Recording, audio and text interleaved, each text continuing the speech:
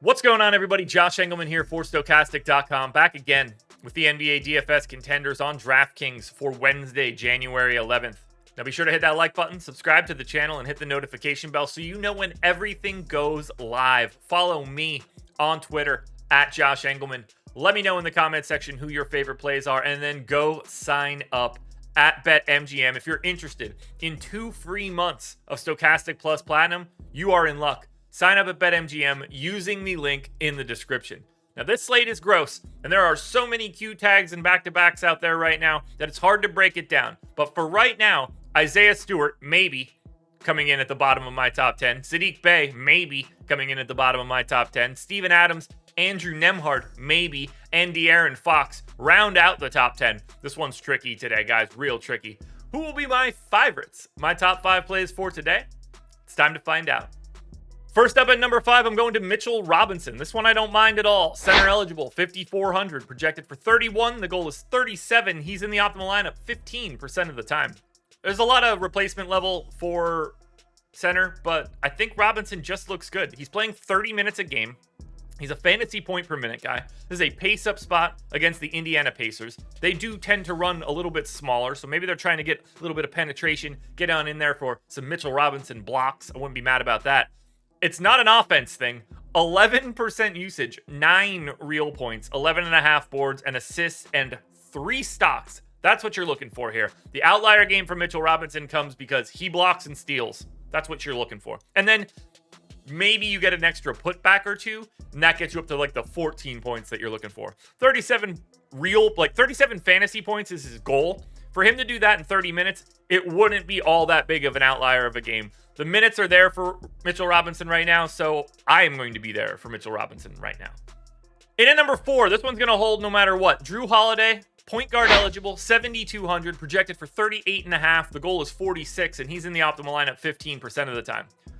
We found out that Drew Holiday is just going to play normal starter minutes on Monday, which means there's no reason to project him as anything other than himself for today.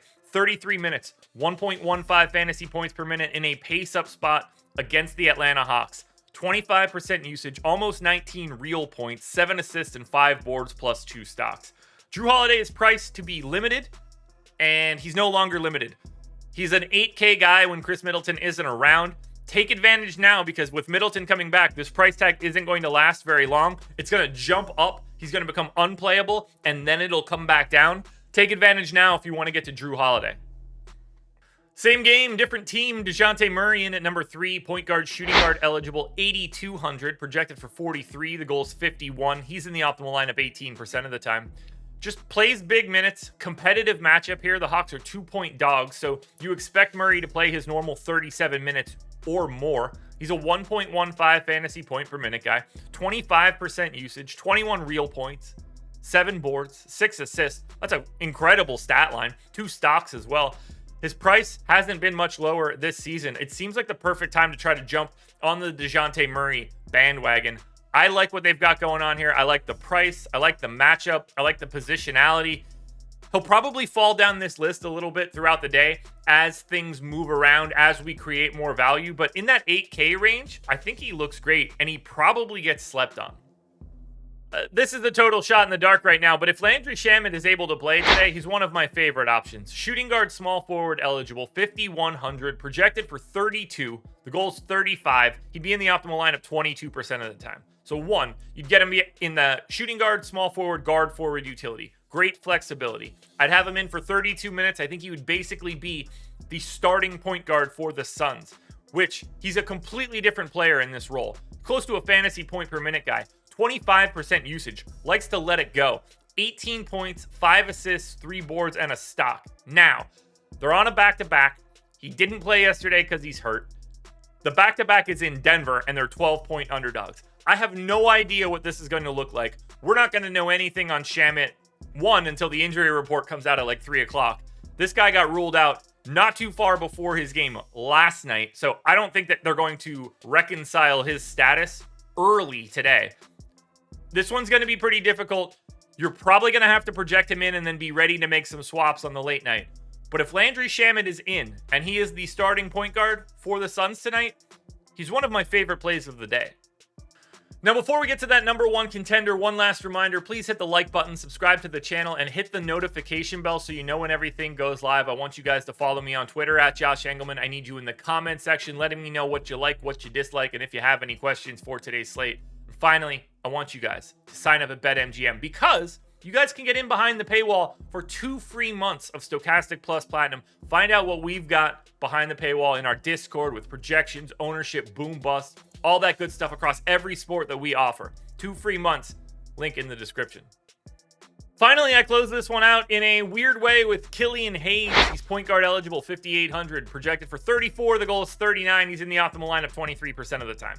Now, maybe this looks even better. They've got a bunch of Q tags. They're on a back-to-back. They were missing guys yesterday. I have no idea who's going to be available yet. But Killian Hayes, even with everybody that's normally available in, has been playing really big minutes. I gave him 32. If this can be competitive, it can be 33, 34, 35. There's even more meat on the bone here. He's around a fantasy point per minute guy. He's just awful. 20% usage, 13.7 assists, 4.5 boards. The assists will be there. The points you got to cross your fingers. 2 stocks as well. This dude does get steals. That you have nothing to worry about for assists and steals. You just have to cross your fingers that the ball goes in the hoop. Now, pace up spot against Minnesota, who could be without Anthony Edwards tonight. Their Pistons are 6-point dogs. So, oddly enough, this one should stay relatively competitive. If you get all those guys out again, if there's no beef stew, if there's no Bojan Bogdanovic, then the minutes for Hayes are even more firm, so long as they keep the game competitive. They certainly didn't yesterday. I don't expect Killian Hayes to stay in this spot, but I think he's a really nice play either way because the playing time is real. Killian Hayes is your number one contender. Alrighty, folks, that will do it. Those are my NBA DFS contenders on DraftKings for Wednesday, January 11th. FanDuel version is around here somewhere, so check it out. Good luck tonight, everybody. Win that money. We are back again tomorrow morning for another edition of the Contenders.